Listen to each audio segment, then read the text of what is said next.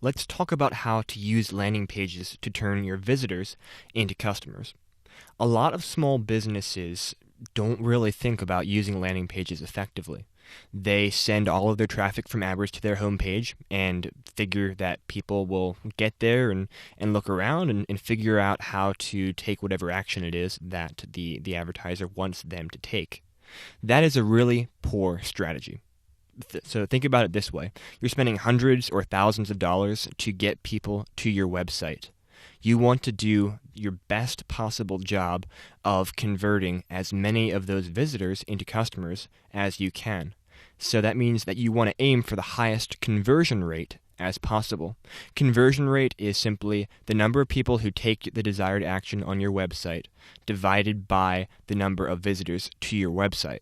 The higher your conversion rate, the more customers you get, and the less money you pay to acquire those customers. So conversion rate is a huge, huge element of running a successful Google AdWords campaign. So think about it this way.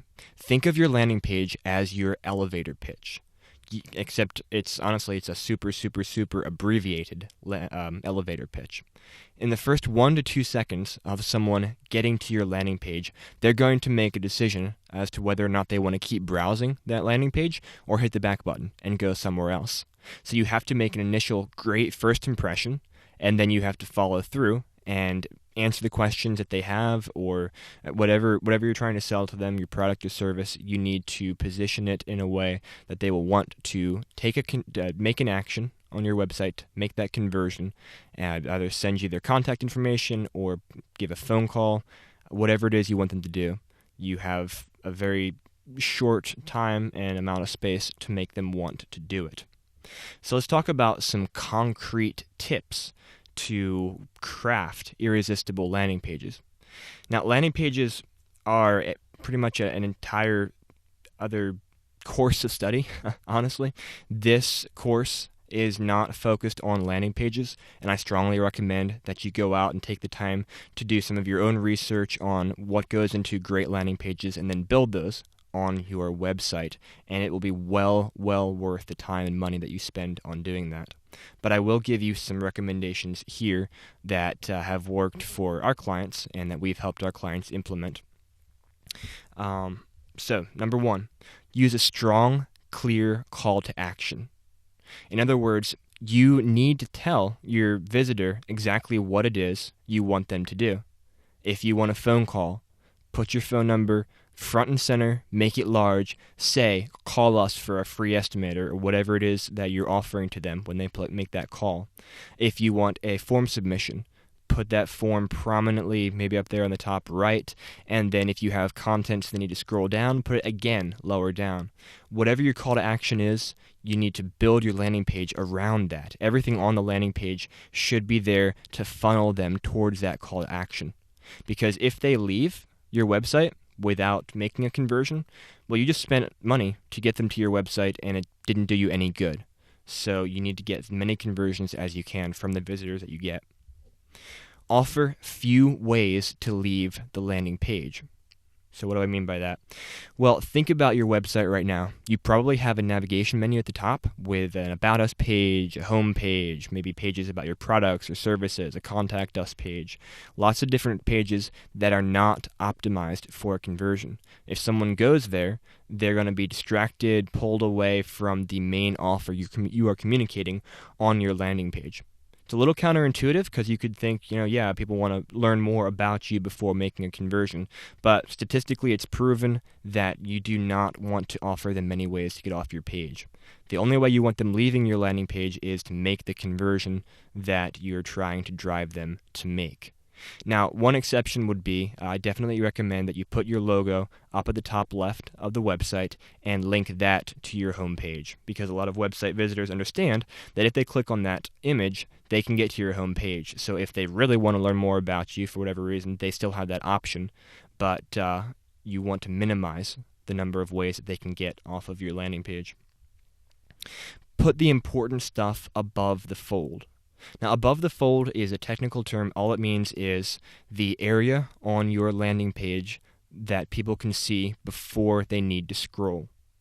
So The truth is that a lot of us browsing the web are lazy. We're also short on time. We just may not scroll down, honestly. You want to put the most important things that you're trying to communicate, including your call to action, above the fold so that they can go ahead and make that conversion right away. Now, I want to back up to point number 2 for a minute. If you have an e-commerce website and you're sending people, for example, to a product page, then yeah, there may be an exception where you want to show them related products on that page because maybe they want a different color or maybe they want a different type of product, and there can be reasons to give them other options to get off your landing page. But still the same principle applies. You're driving them towards whatever action you want them to make. And in that instance, it would be placing an order, and specifically adding a product to their cart. So you want the add to cart button to be very prominent and the end of the funnel of the landing page. That is what you are funneling people towards, that add to cart button. Streamline your forms.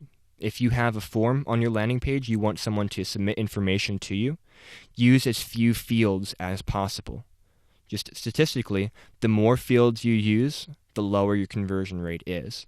And that's because, number one, people are lazy, but also number two, the longer it takes for them to fill out the form and the more information they feel that you're asking from them, the less interested they are in filling it out. It's proven, it's tested. Use as few fields as possible, and if you need more information from them later on, you've got their contact information, because that's one of the few fields that you need to have, and you can reach out to them. But remember, you want to get the contact information of as many as people as possible who reach your site, because if they leave without giving you that information, you just paid for traffic that did you no good. Use bullet points and lists on your landing page when you're writing text and communicating information that way. People do not want to read long or large blocks of text, especially on the internet. It just doesn't work well. You lose their interest, they skim through it and move on. Use easy-to-read bullet points and lists, and also Google likes to see that. Google's robots, when they crawl your landing page and assign you a landing page experience, which affects how much you're going to pay per click, they like the fact that you use lists and bullet points because they know that people like that, and so they increase your landing page experience rating for that reason. You need to build your credibility, communicate that you are a credible company to the people visiting your website. There are lots of ways to do that. Some of the best ways are if you have any awards, then feature a badge about that. If you have a rating, for example, from the Better Business Bureau, and if you don't have a rating with them or an account with them, I recommend that you get one because that's a great tool to communicate your credibility.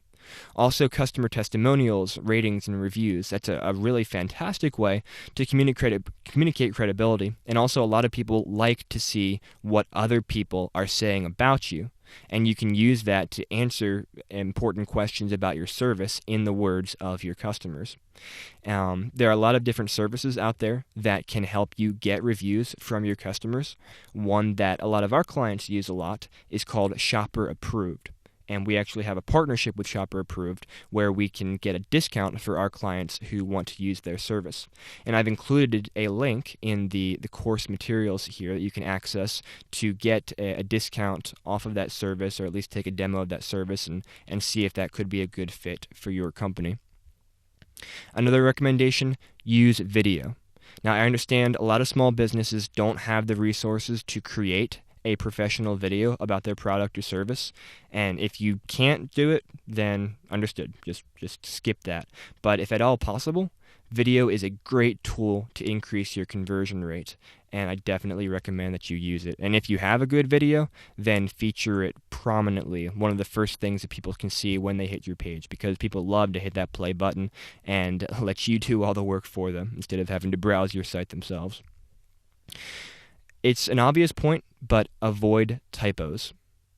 Having a typo or a couple typos on your landing page in reality says nothing about how credible your company is, but in the eyes and perception of the people visiting your website, every typo they see makes them a little bit less accepting of your website because you just didn't take the time to properly edit your landing page.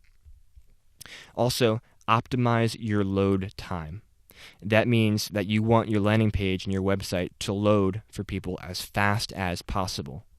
And there's a couple of reasons for that. Just number one, Google looks at that and rates your quality score based upon that as one of the factors, so that's an important thing.